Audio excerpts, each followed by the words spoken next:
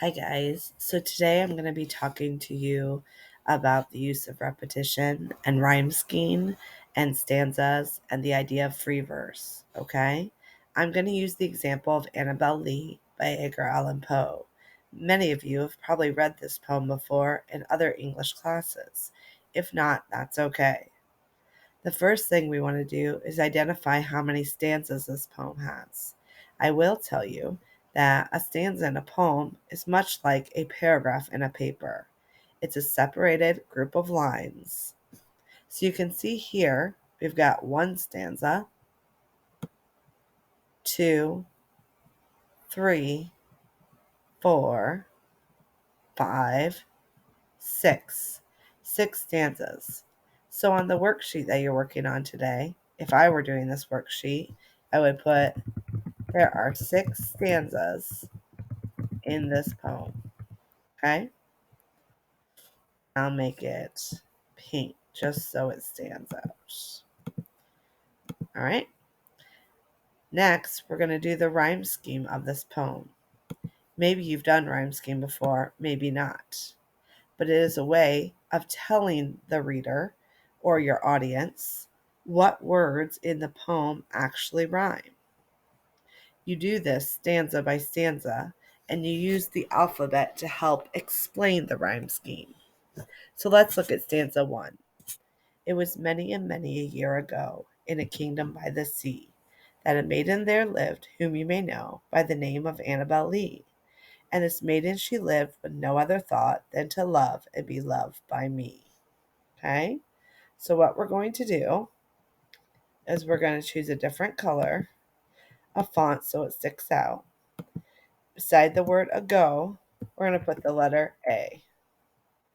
Oops, my font color didn't stick. Let me change that. Okay. Then you're going to go to the next line and you're going to say, in a kingdom by the sea. Does sea rhyme with ago? No. If it doesn't, then you're going to move on with the letter B. And you're going to go to the next line. No. Does no rhyme with ago and or see? It rhymes with ago. So we're going to go ahead and put the letter A again to signify that no and ago rhyme. Okay? Then we're going to see by the name of Annabel Lee. What does Lee rhyme with? It rhymes with C. So we're going to put the letter B to signify those two lines rhyme. And then we have, and this maiden, she lived with no other thought. The word thought. Does it rhyme with a go or see or no or lee? No. So we move on to the next letter of the alphabet and put the letter C. Okay? Then we've got the last word, me. Then to love and be loved by me. Me. Me rhymes with Lee and C. So you're going to put the letter B. Now, if someone were to ask me, what is the rhyme scheme of stanza 1 of Annabel Lee? You would say, the rhyme scheme of stanza 1 in Annabel Lee is A, B, C, B. That tells your audience which lines rhyme. Okay? Then we're going to go ahead and go down. I was a child and she was a child. Now, once you go to your next stanza, you can go ahead and start the alphabet over. So I'm going to put A. I'm going to go to child and C do not rhyme. So I'm going to put B. Love. Love does not rhyme with child or C. So I'm going to put C. And about Lee rhymes with C.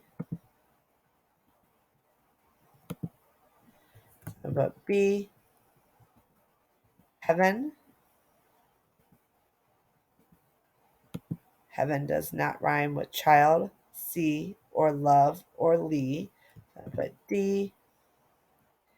And then me.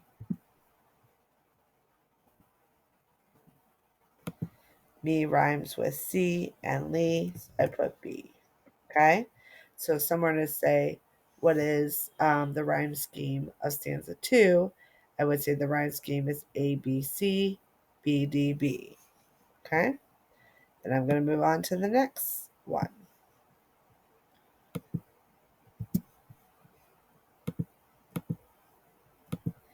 A go by A, C, B, chilling. Chilling does not rhyme with a go or C, so I put letter C. Lee,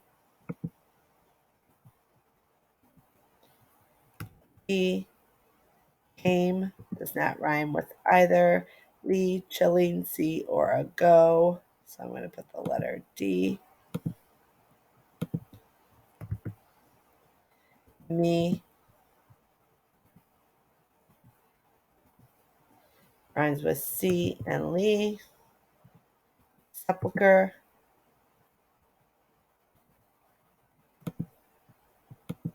does not rhyme with me, came, Lee, chilling, any of those.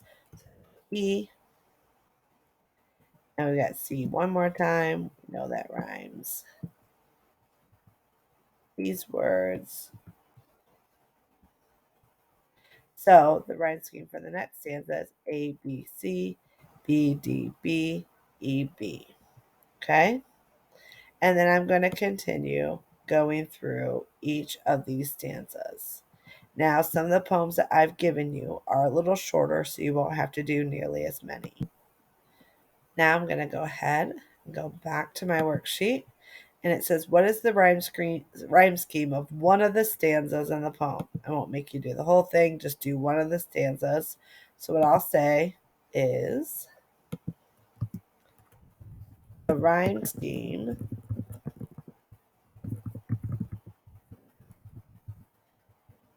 of the first stanza is, we know it's A, B, A, B, C, B. A, B, A, B, C, B. Sorry, guys, forgot already.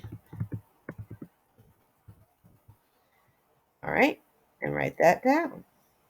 Now, in the rare instance, well, it's not so rare, but sometimes you don't have to have rhyming in a poem. If there's no rhyming in a poem, then you cannot do the rhyme scheme if there's no end rhyme. If you look at the whole stanza and none of these, words are rhyming, then you know there's no rhyme scheme. In that case, we call it a free verse poem. A free verse poem is poetry that does not rhyme or have a regular meter. For instance, in the Shel Silverstein poem, Tell Me. Tell me I'm clever. Tell me I'm kind. Tell me I'm talented. Tell me I'm cute. Tell me I'm sensitive, graceful, and wise. Tell me I'm perfect, but tell me the truth. So, none of these words rhyme. This is considered a free verse poem. If that is the case, then you're going to say, there is no rhyme scheme in this poem.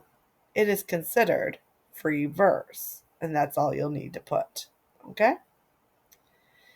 The last thing we're going to look at is what words or phrases are being repeated in this poem.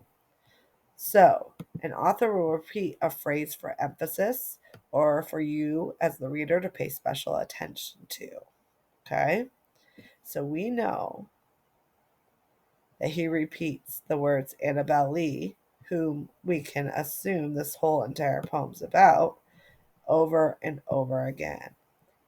Annabel Lee, Annabel Lee. Okay? And he also repeats In a Kingdom by the Sea.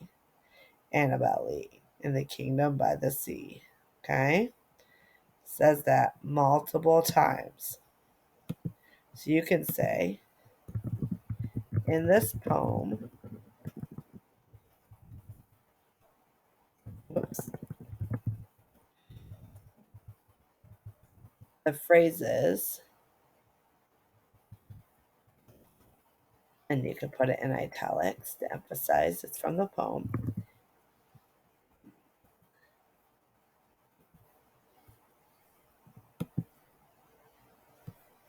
Sorry, guys, it's not one anti-italics. In this kingdom and the sea. Beautiful.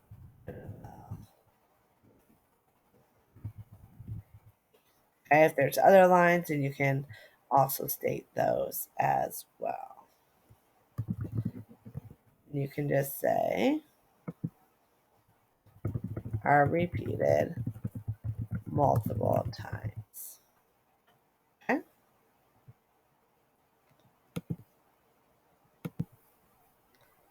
And then lastly, why do you think the author repeats these lines? This is an opinionated question,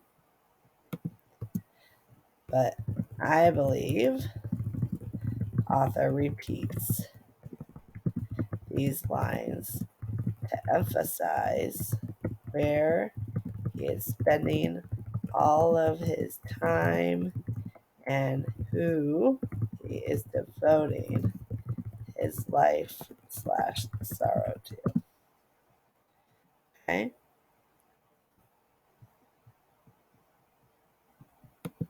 All right. And then once you're done, you can go ahead and turn it in. Thanks, guys. Email me with any questions. You have actually till Tuesday to submit this, but be working on it in class because I'm going to give you workday points and I'll be hopping on your documents to make sure you're working. See ya.